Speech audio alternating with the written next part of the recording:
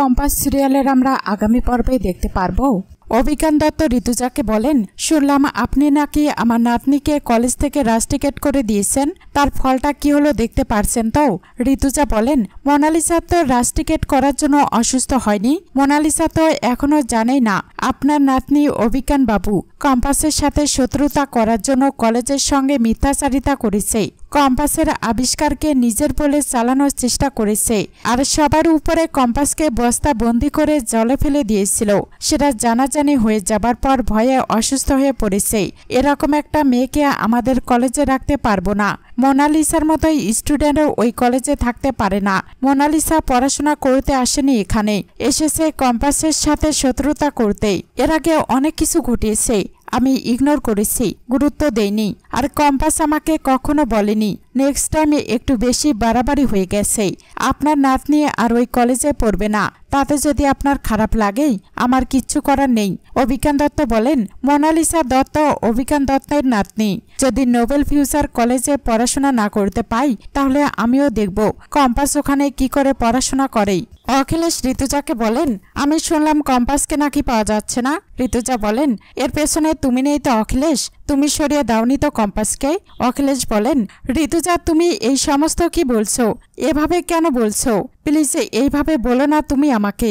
আমি একটা জিনিস কিছুতেই বুঝতে পারছি না, তুমি আমাকে সন্দেহ করছো কিসের ভিত্তিতে, আর কেন আমি কম্পাসকে সরিয়ে দিতে যাব?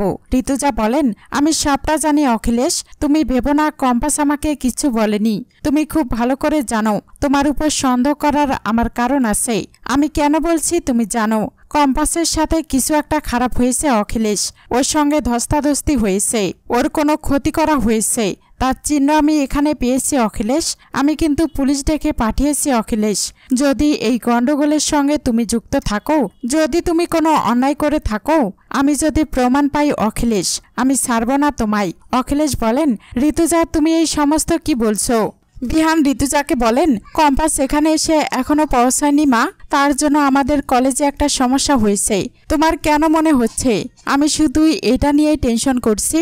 কম্পাস যে এখানে এসে পৌঁছায়নি সেটা নিয়েও তো টেনশন হতে পারে আমার। তোমার কি আমাকে এতটা সেন্সিটিভ মনে হয়? সারাক্ষণ কি আমি কম্পাসের এগেনস্টেই কথা বলবো? কেন এরকম মনে করছো মা? এরকম মানসিকতা আমার না মা, কিন্তু কম্পাস যে এখানে এসে পৌঁছায়নি এটাও তো সত্যি কথা। আমি তো তোমার মতোই মনে করছি, কোনো বিপদও তো হতে পারে মা।